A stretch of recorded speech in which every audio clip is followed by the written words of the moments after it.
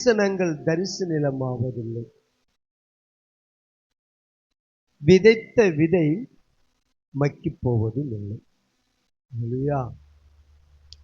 ஒரு வார்த்தைய, ஒரு தரிசனத்தை கர்த்தர் நமக்கு காட்டியிருப்பாரானால், நம்மளோடு பேசியிருப்பாரானால், தேவனுடைய ஜனமே, அது நிறைவேறாம ஒரு நாளும் போகும். சொப்பனங்கள் வழியாய் ஜெப வேளையில் தரிசன கண்களை திறந்து தரிசனம் மூலியமாய் இடைப்படுகிற வார்த்தைகள்,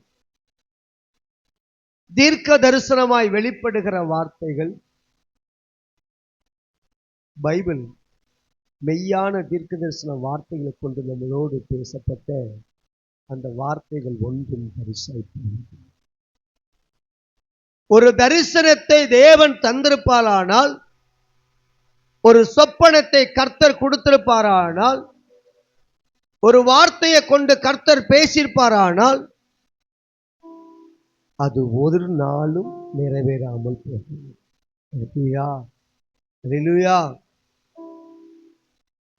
நம்முடைய தகப்பன் வார்த்தையை கொடுத்துட்டு வெறுமையே அனுப்புறவர் அல்ல. அதுதான் இந்த நாள் ஆண்டவர் கொடுத்த செய்தியினுடைய தலைப்பு.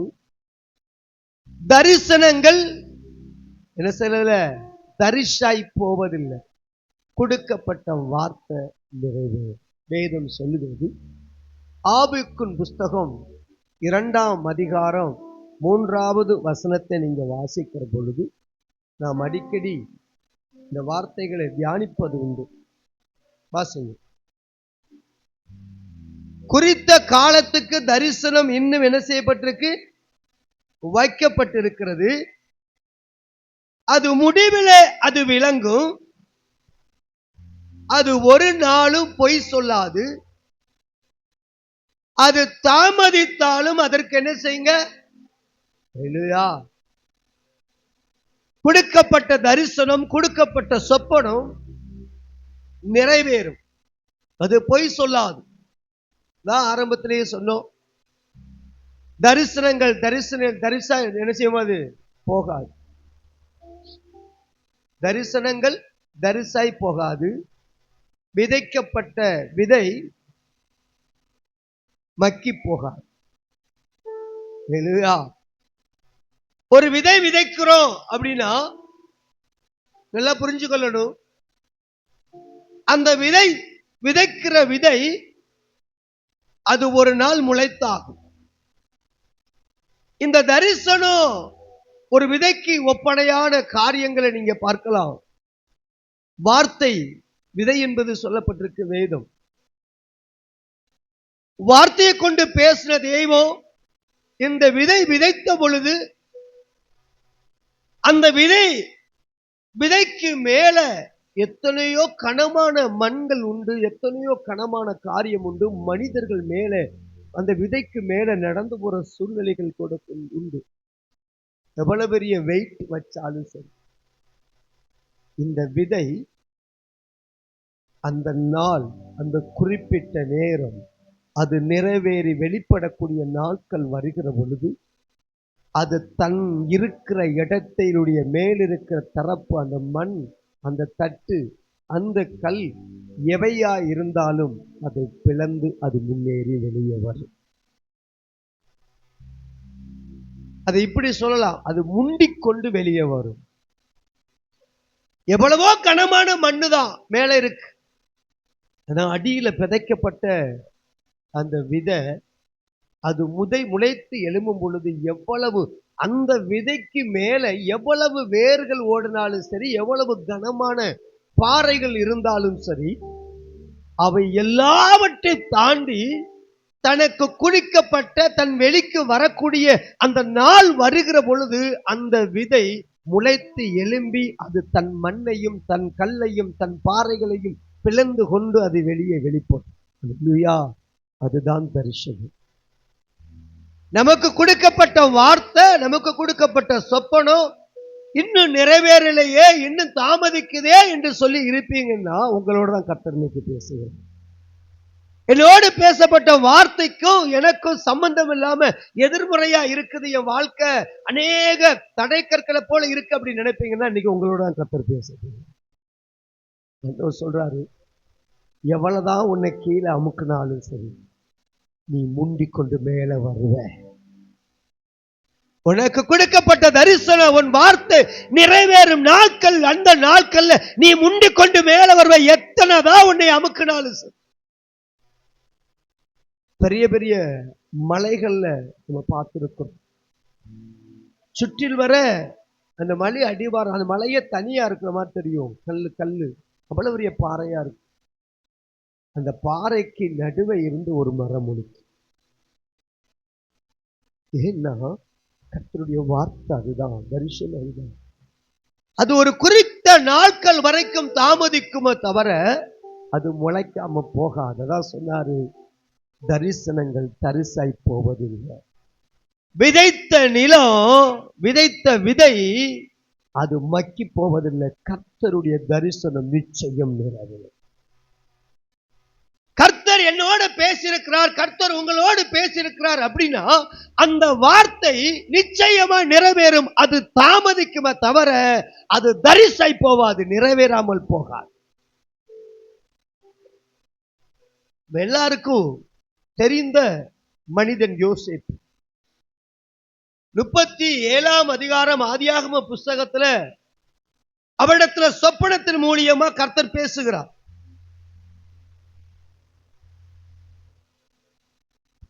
பனிரெண்டு அரிக்கட்டுகள் நிற்கிறது. ஒரு அரிக்கட்டு மட்டும் நிமிர்ந்து நிற்கிறது. 11 அரிக்கட்டுகள் அதை வணங்குகிறது. நட்சத்திரங்கள் ஏராளமா இருக்கிறது. மற்ற எல்லா நட்சத்திரங்களும் ஒரு நட்சத்திரத்தை வணங்குது. இவன் கண்ட சொப்பனம். சில நேரங்கள்ல கர்த்தர் நம்மளோட சொப்பனங்களை இடைப்படுகிற பொழுது அதை மற்றவர்கள்ட்ட பகிர்ந்து கொண்டோம்னா அதை அவங்க ஏற்றுக்கொள்ள முடியாத ஒரு சூழ்நிலை இருக்கும். அப்படி அவங்க ஏற்றுக்கொண்டாங்கன்னு வைங்களேன், அதுல ஒரு வேலை இருக்காது. இந்த யோசேப்புக்கு தரிசனத்துல கர்த்தர் வெளிப்பட்டார். நீங்க நல்லா இந்த மொத்த ஹெட்டிங்ல கர்த்தர் சொன்ன அந்த வார்த்தை, தரிசனங்கள் தரிசாய் போவதில்லை, இதை மட்டும் மைண்ட்ல வச்சுக்கிறீங்க. இந்த யோசேப்புக்கு வார்த்தை கொடுக்கப்பட்டது. இவ வார்த்தை கொடுக்கப்பட்ட வார்த்தைக்கு, சொப்பனத்திற்கு, அந்த தரிசனத்திற்கு கர்த்தர் செய்ய போகும். அந்த நாட்கள் நெருங்கி வந்து கொண்டிருக்கிறது. இப்ப செல்ல பிள்ளையா வளர்ந்த மனிதனை, நான் ஆரம்பத்திலே சொன்னேன், ஒரு விதைச்சிருக்கிறோம் அப்படின்னா அந்த விதை அதுக்கு மேல எத்தனை பேர் நடந்து போனாலும் சரி, இல்ல ஒரு கல்லை தூக்கி அந்த விதை விதைச்சிருக்கிறதுக்கு மேல நீங்க வச்சாலும் சரி, எவ்வளவு தடைகளை மீறி எங்கிட்டாட்டு ஒரு சைடுல அது கிளம்பி வந்துடும். இப்ப யோசேப்பு தரிசனம் உள்ள மனுஷன்.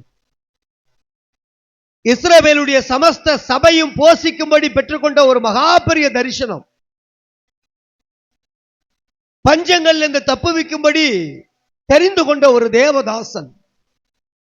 ஆனா இவனுக்கு கொடுக்கப்பட்ட அந்த தரிசனம் அது சகோதரருக்குள்ள பகையை கொண்டு வந்தது. இவனுக்கு கொடுக்கப்பட்ட தரிசனம் தன் உறவுகளுக்குள்ள பிழைவை கொண்டு வந்தது. பிசாசு ஒரு தந்திரம் போட்டான், தெரிந்து கொள்ளணும். தரிசனம் பெற்றுக்கொள்ளுகிற மனிதனை எப்பொழுதுமே பிசாசு குறி வச்சிருப்பான்.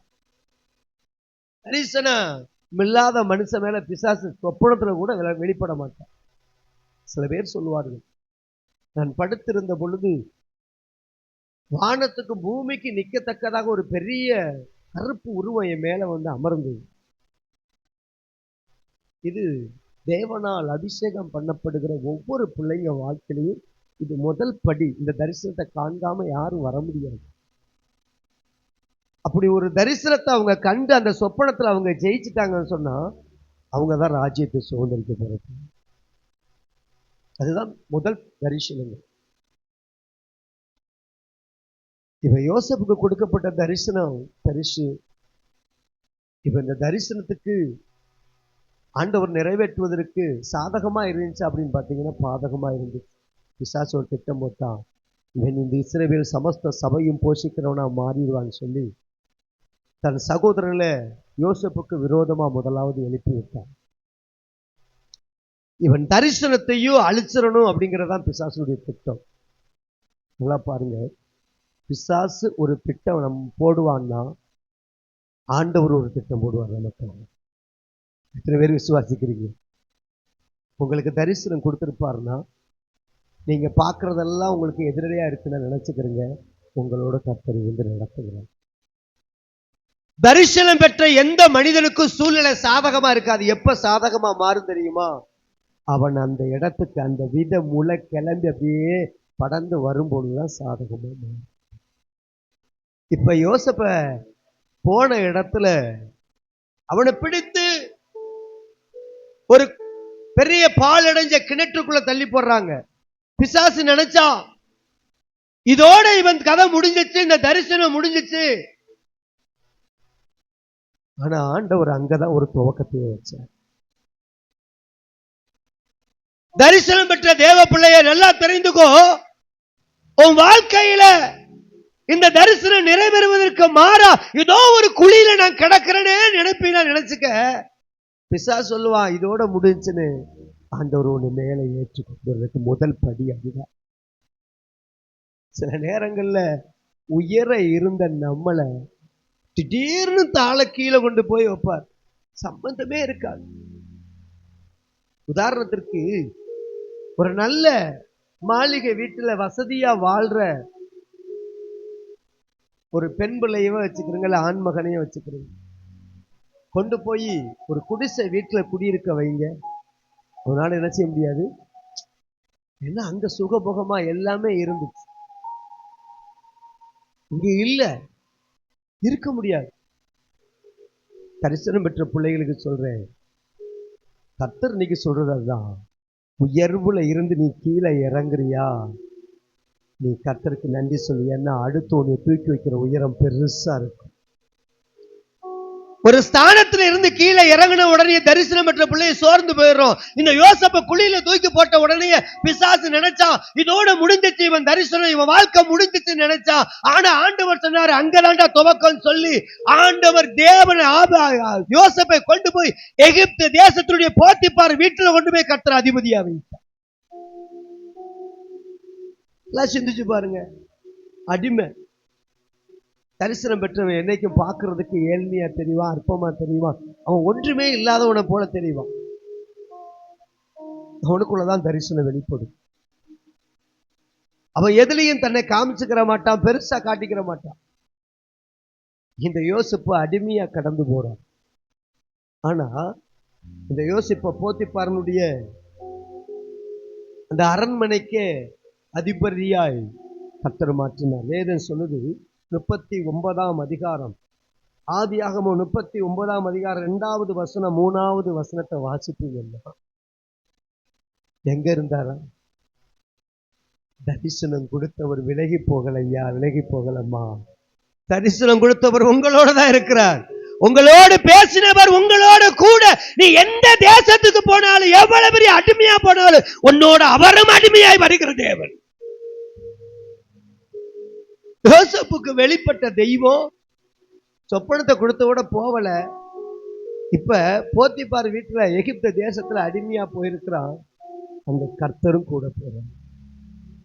சில நேரங்கள்ல நம்ம நினைக்கிறோம், ஆண்டவர் இப்படிதான் பேசினாரு, இந்தந்த தரிசனங்களை கொடுத்தாரு, ஆனா நம்ம ஏன் இப்படி ஒரு காரியத்துல சூழ்நிலையில இருக்கிறோம்? இதுக்கா நம்மளுக்கு ஆண்டவர் கொடுத்தாரு? சம்பந்தமே இல்லாம இருக்கும். அப்பதான் வார்த்தை நிறைவேற போகுது. இந்த போத்திப்பாரு வீட்டுக்கு கொண்டு வந்த உடனே பிசாசு ஒரு தந்திரம் நினைக்கிறான். ஒரு சின்ன உயர்வு வந்தது. அந்த வீட்டினுடைய சகல காரியங்களுக்கும் அடிமையா போனவனை அதிகாரியா வைத்தார் ஆண்டவர். தரிசனம் என்னென்ன செய்யும் பாருங்க. அதான் ஆரம்பத்திலிருந்து கர்த்தர் சொல்லி இருக்கிற காரியம். தரிசனம் தரிசாய் போவாது. உனக்கு கொடுக்கப்பட்ட சொப்பனம் நிறைவேறாமல் போவாது. உனக்கு கொடுக்கப்பட்ட வார்த்தை அது நிறைவேறாமல் போகாது. அது குறித்த காலம் இருக்கிறது. இப்ப பிசாசு பார்த்தா இவன் குழியிலேயே மடிஞ்சு போயிடுவான்னு நினைச்சேன், குழியிலேயே இவன் தரிசனம் முடிஞ்சு போவோம், அது தேவ திட்டமா நிறைவேறாதுன்னு நினைச்சமே, இவன் இப்ப மீண்டும் எழும்பி இந்த எகிப்து தேசத்துக்கு கூடிய போத்திபாருடைய வீட்டில் அளவா உட்கார்ந்து இருக்கிறான்னு சொல்லி நினைச்சு போத்திபாருடைய மனைவியை தூண்டி விட்டான் பிசாசு. ஏன்னா தரிசனம் பெற்றவன் பாவம் செய்வான் என்று சொன்னான், அவன் தரிசனத்தை இழந்து போவான். தரிசனம் பெற்றவன் துன்மார்க்கனுக்கும் அவனுக்கு வித்தியாசம் தெரியாத சூழ்நிலைக்கு கடந்து போவான் என்று சொன்னால் அவனுக்கு புதிய தரிசனம் வெளிப்படாது. அந்த ஸ்தானத்திற்கு அவன் போய் நிற்க முடியும். தரிசனம் இல்லாத மனிதனை குறித்து பிசாசுக்கு எந்த கவலை இல்லை. ஆனா தரிசனம் பெற்ற மனிதனோடு கர்த்தர் கூட இருந்து எந்த சூழ்நிலையும் அவனை காக்கிற தேவன். யோசேப்புக்கு பேசின தெய்வம் போத்திபாருடைய மனைவி 7வது வசனம் சொல்லுது, சில நாள் சென்ற பொழுது அவனுடைய எஜமானுடைய மனைவி யோசேப்பின் மேல் எடுத்து கண் போட்டார். இப்ப தவறான ஒரு பார்வை பார்த்தா யோசேப்பு இந்த பாவத்துல விழுந்துருவான்னு நினைச்சா, ஆனா அவன் தரிசனம் பெற்ற மனுஷன், அவனோட கர்த்தர் இருக்கிறதுனால.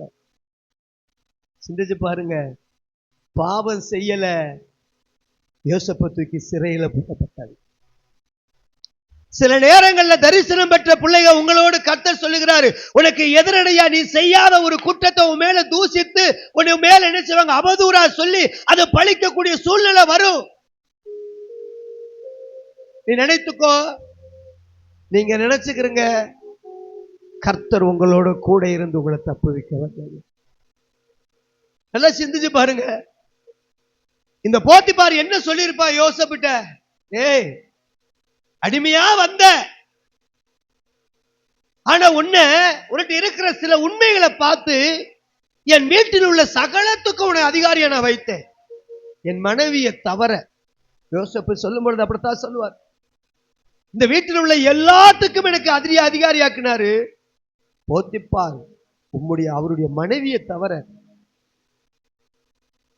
ஆனா எதை விலைக்கு வச்சிருந்தானோ அதுல இவன் மேல குற்றச்சாட்டு. எவ்வளவு வருத்தப்பட்டிருப்பான். செய்யாத தவறுக்கு நம்ம மேல அநேகமான பலிகள் உண்டாகும். இந்த பலி வருதுன்னா நினைச்சுக்கிறேங்க, அப்பா என்னை அடுத்த கட்டத்துக்கு கொண்டு போறாரு, அடுத்த கட்டத்துக்கு என்னை கொண்டு போறாரு அப்பா. எந்த தவறுமே செய்யாம ஒரு பலி உள்ளதுன்னா நினைச்சுக்கிறேங்க, கொடுக்கப்பட்ட தரிசனத்துக்கு என்னை கொண்டு போற. இப்ப யோசேப்ப எந்த வகையில எகிப்து தேசத்தினுடைய அதிபராய் மாற்றணும், இந்த தமிழ்நாட்டு முதலமைச்சருக்கு கீழே இருக்கணும் அல்ல, ஆண்டவர் சொல்றாரு இந்தியா முழுவதுக்கு மேலாய் இருக்கிற அந்த சகல அதிகாரத்துல கொண்டு போய் வைக்கணும் யோசேப்பு. நம்ம நினைக்கிறோம் சில உயர்வுகள் வந்தவொடனே இதுதான் போல அந்த தரிசனம் இல்லை. கர்த்தர் தான் சொல்றாரு, உன் நினைவுகள் என் நினைவுகள். நமக்கு கொடுக்கப்பட்ட தரிசனம் கர்த்தருடைய பார்வையில பெருசு, யோசேப்புக்கு பெருசு. இப்ப கொண்டு போயாச்சு, யோசேப்ப சிறையில போட்டாச்சு. அங்க ஒரு பானபாத்திரக்காரனும் ஒரு சுயம்பு ஒருங்கிற ஒருத்தர் வருகிறான். 2 பேருக்கு சொப்பனத்தை விளக்கி சொல்லியாச்சு. தரிசனம் என்ன வேலை செய்யுதுன்னு. இப்ப இந்த தரிசனத்துக்கு சில காரியங்களை நான் சொல்லுகிறேன். நம்ம எல்லாருக்கும் தெரிந்த மனிதன் மோசே. இந்த யோசேப்பை அப்படியே வச்சுக்கிறோம். பிசாசு சில நேரங்கள்ல அவன் குறி வைக்கிறது யாரைனா தரிசனம் பெற்றவர்களை மாத்திரம்தான். மோசே பூமியில பிறந்தாச்சு, யோசேப்பை அறியாத ஒரு ராஜா எழும்பிட்டான். இப்ப இவன் எழும்பின பின்பு அவன் ஒரு திட்டம் போடுறான், இஸ்ரவேலுடைய பெண்கள் பிரசவிக்கிற ஆண் குழந்தை எதுவா இருந்தாலும் சரி அதை கொன்று போடணும். தரிசனத்தோட ஒரு குழந்தை பிறந்துட்டு மோசே. ஆரம்பத்துல சொன்னேன், தரிசனம் தரிசாய் போவதில்லை. கர்த்தருடைய தரிசனம் மோசே மேல இருந்தது. இஸ்ரவேலுடைய சமஸ்த சபை ஜனங்களையும் கானானுக்கு கூட்டு போற மகிமையான ஒரு தரிசனம் இருந்தது. இப்ப இந்த மோசைய பிறக்கும் பொழுதே கொன்றணுங்கிறது பிசாசுடைய திட்டம். கர்த்தர் தரிசனம் இருந்த மோசைய தப்புவிச்சு 3 மாதங்கள் அவனை மறைத்து வைக்கப்படுகிறான் தன் தாயால. இப்ப அதற்கு மேல ஒரு முடியாத சூழ்நிலை. பிசாசு ஒரு தந்திரம் போட்டிருப்பான். சிந்திச்சு பாருங்களேன். அவன் சொல்லியிருப்பான், ஏய் நீ ஒரு 3 மாசம் மறைச்சு வைப்பியா, நீ வை, எப்படி அவன் வெளியே கொண்டுதான் நீ என்ன செய்யணும், வரணும். அப்பொழுது அவனை கொல்லுவேன். இதான் பிசாசனுடைய தந்திரம். தரிசனம் கொடுத்தவர் என்ன செஞ்சார் தெரியுமா? எந்த பார்வனுடைய ஆவிய ஏவி குழந்தைகளை கொல்லும்படி ஏவினதோ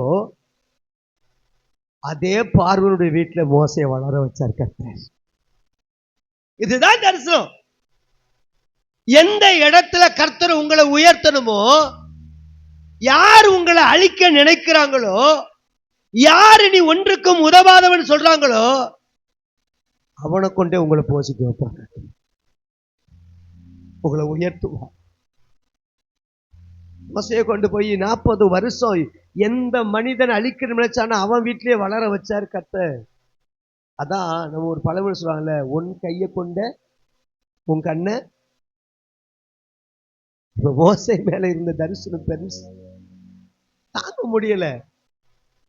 யோசேப்பு மேல இருந்த தரிசனம் ஒரு குறிப்பிட்ட ஜனத்தை போஷிப்பதற்கு, மோசையின் மேல உள்ள தரிசனம் இஸ்ரவேலுடைய சமஸ்த சபையும் மகிமையின் வாக்குத்தத்த தேசங்கத்துக்கு கொண்டு போய் சேர்க்கக்கூடிய தரிசனம். இவன் எகிப்து தேசத்துல இருந்தா இந்த தரிசனத்தை நிறைவேற்றிடுவான்னு சொல்லி மோசைக்கு நடந்தது போல யோசேப்பு கொண்டு நடக்கும். அவனை வனாந்தரத்துக்கு அனுப்புவோம். 40 வருஷம் வனாந்தரம். நான் ஆரம்பத்திலேயே சொன்னேன், உயர்வா இருந்துட்டு கீழே தள்ளப்படும் போது நீங்கள் நானும் பதறுவோம். ஐயோ, நான் இப்படி வாழ்ந்தனே, இப்படி இருந்தனே, என் நிலைமை இது போயிட்ட. இல்ல, அதுதான் எனக்கு அடுத்த உயர்வு. பார்வனுடைய அரண்மனையில சிங்காசனத்துல இருந்த மோசே இப்ப வனாந்தரத்துல ஆடு மேய்க்கிறான். எதற்கு தெரியுமா வனாந்தரத்தை ஆண்டவர் கட்டளையிடுவார்? சில நேரம் கொடுக்கப்பட்ட வார்த்தை பெருசா இருக்கும், வயல்வெளியா இருக்கும். ஆனா நமக்கோடு வாழ்க்கை எதிர்மறையா இருக்கும். அதான் சொன்னேன், தரிசனம் பெற்றவனுக்கு எல்லாமே சாதகமா இருக்காது, எதிர்மறையா இருக்கும். இப்ப தரிசனத்தை கொடுத்த ஆண்டவர் வனாந்தரத்துல போய் மோசையோட கத்த சந்திக்கிறார், மோசையோட பேச. சில சத்தம் கேட்கறதுக்காகவே அந்த அழைப்பு, அந்த திட்டம் நிறைவேறுவதற்காக சில நேரங்களில் நம்முடைய வாழ்க்கையில வனாந்தரத்தை அனுபவித்தார். இப்ப தேவ சத்தம், தேவ திட்டம் நிறைவேறணும். மோசைக்கு வனாந்தரத்துக்கு கூட்டு போனார் 40 வருஷம். மோசையின் மேல உள்ள தரிசனம் தரிசா போயிட்டா, யோசேப்பு மேல உள்ள தரிசனம் தரிசா போயிட்டா. பார்வனுடைய அரண்மனைக்கு போறதுக்கு முன்ன சிறைச்சாலைக்கு இருந்த மனுஷனுக்கு வேதம் சொல்லுது, 41ஆம் அதிகாரம், ஆதியாகம புஸ்தகம் 41ஆம் அதிகாரம் 1வது வசனத்தை நீங்க வாசிப்பீங்கன்னா, இப்ப இந்த பானபாத்திர காரியன்ட்ட தரிசனத்தை சொல்லி அவன் தப்பு வச்சிருவான். உனக்கு இதன்படியே நடக்கும்பான்னு சொல்லுவான். அவன் 2 வருஷம் மறந்துடுவான். யார? யோசேப்பு. சில நேரங்கள்ல நம்மளை சில நபர்கள் மறந்துடுவாங்க. ஏன் தெரியுமா? அந்த தரிசனம் நிறைவேறுகிற நாட்கள் வரைக்கும் அவங்களுக்கு அப்படித்தான் வச்சிருப்பாங்க. நம்ம நினைப்போம், இவ்வளவுதான் நம்ம உதவி செஞ்சோமே, நம்மளை இப்படி மறந்துட்டாங்களே, இப்படி நம்மளை மறந்துட்டாங்களே நம்ம நினைப்போம். ஆனா மறக்கல, அவங்க நினைவு கூறுறதுக்கு ஒரு நாளை கர்த்தர் வச்சிருப்பா. இந்த யோசேப்பு நினைவு கூறக்கூடிய ஒரு நாட்கள் வந்தது. யாருக்கு சொப்பனம் கொடுத்தாரு? மறுபடியும் அந்த பானபாத்திரக்காரனுக்கா? இல்ல, சிங்காசனத்துல உட்கார வைக்கிற ஒருத்தர் இருக்கான் பார்வோன், அவனுக்கு சொப்பனத்தை ஆண்டவர் கொடுத்தார். எந்த தரிசனத்தின் மூலியமா தன் சகோதரால பகைக்கப்பட்டானோ, எந்த தரிசனத்தின் மூலியமா தன்னோடு கூட இருந்த ஆவிக்குரிய பிள்ளைகளால, தன் உறவுகளால பகைக்கப்பட்டானோ, அதே தரிசனத்தை பார்வோனுக்கு கொடுத்து அதனுடைய விளக்கத்தை கொடுத்து கர்த்தர் இதே இந்த அடிமையை சிங்காசனத்தில் உட்கார வைத்தார். சில நேரங்கள்ல நமக்கு கொடுக்கிற தரிசனம் ஏற்றுக்கொள்ள முடியாததா இருக்கும். அதன் மூலியமா எந்த ஒரு காரியம் நடக்காது போல இருக்கும். ஆனா அதற்கு ஒத்த தரிசனத்தை வேற ஒரு நபருக்கு கர்த்தர் வெளிப்படுத்த, வேற ஒரு இடத்திலிருந்து சத்தம் வரும், இந்த காரியத்தை கர்த்தர் உங்களோடு பேச. இப்ப வேதம் சொல்லுது, அந்த 2வது வசனத்தை வாசிங்க 2வது வசனத்திலிருந்து.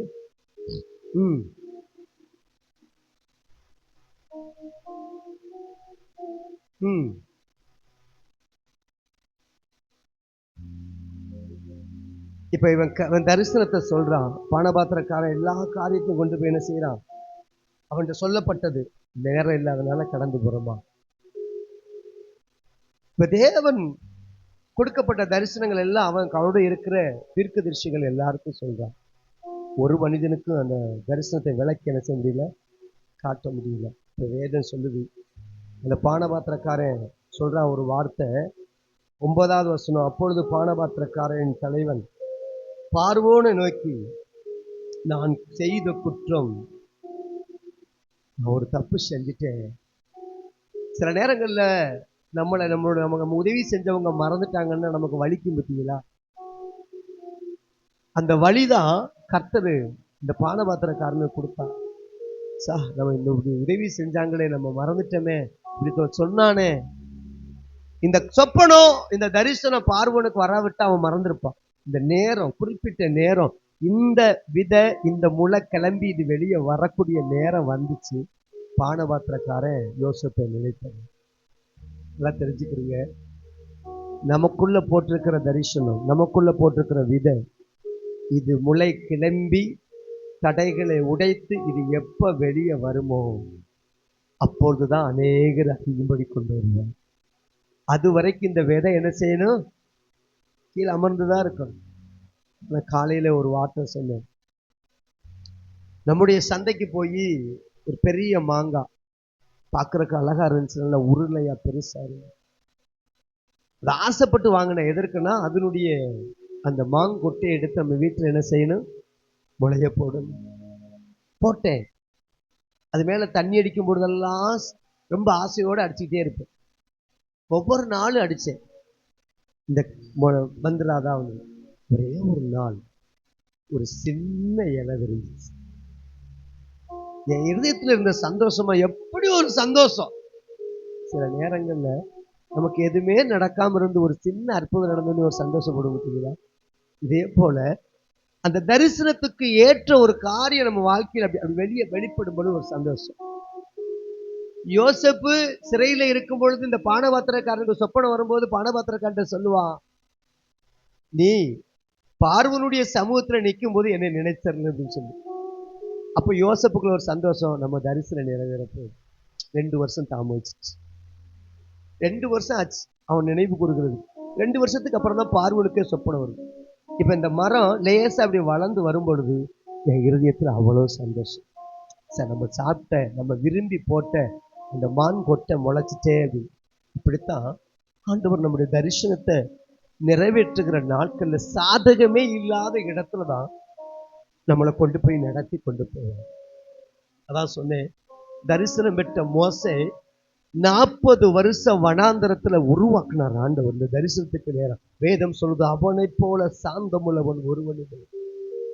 இந்த யோசேப்பு சொப்பனம் பிறந்தது, பார்வனுடைய சமூகத்துக்கு கொண்டு வரப்பட்டாது. இப்ப யோசேப்பை பார்க்கும் பொழுது பார்வனுக்கு எப்படி தெரியுமா? படைச்ச தெய்வத்தை போல தெரியும். சில நேரங்கள்ல தரிசனம் நிறைவேறும் போது நம்மளை சுற்றில் உள்ள ஜனங்களுக்கு நாம் எப்படி தெரிவோம்னா, தேவனுடைய மனிதனாய், மனுஷியா, தேவனுடைய சாயலாய் நம்ம தெரியும். அதற்கு தான் வனாந்தரம் நம்மளை வழி நடத்தும். மோசே அரண்மனையில இருந்த வண்ணமாய் வந்து இஸ்ரவேல் ஜனங்களோடு, உங்களை ஆண்டவர் எகிப்து தேசத்திலிருந்து இஸ்ரவேல் கானான் தேசத்துக்கு கொண்டு போறாரு, வாங்க என் பின்னையும் சொல்லியிருந்தா ஒரு புள்ள வந்திருக்காது. கர்த்தருக்கு தெரியும். அதனாலதான் தன் சகோதரனுக்கு சப்போர்ட் பண்ணி மோசே தன் சகோதரன் ஒருவனை கொல்லும் பொழுது, எகிப்தியனை ஒருவனை கொல்லும் பொழுது தன் கூட இருந்த ஒருத்தவன் கேட்கிறான், அவனை கொன்னது போல என்னை கொல்லலாம் பாக்குறியா? ஏற்றுக்கொள்ளல. தரிசனம் பெற்றவனை சில நேரங்கள் ஜனங்கள் உடனே ஏற்றுக்கொள்ள மாட்டாங்க. சில காலங்கள் தாமதிக்கும், சில நாட்கள் தாமதிக்கும். அந்த தரிசனம் நிறைவேறும். உங்க வாழ்க்கையில, என் வாழ்க்கையில தரிசனம் நிறைவேறுவதற்கு சில காலங்கள் தாமதிக்குமே தவிர தரிசனம் தரிசனமாய் போகாது. அது நிச்சயம் நிறைவேறும். யோசேப்புக்கு நேரம் வந்தது. வேதம் சொல்லுது 41ஆம் அதிகாரம், ஆதியாகம புஸ்தகம் 41ஆம் அதிகாரம் 37வது வசனத்திலிருந்து வாசித்தா இந்த வார்த்தையை வாசிங்க. பார்வோனும்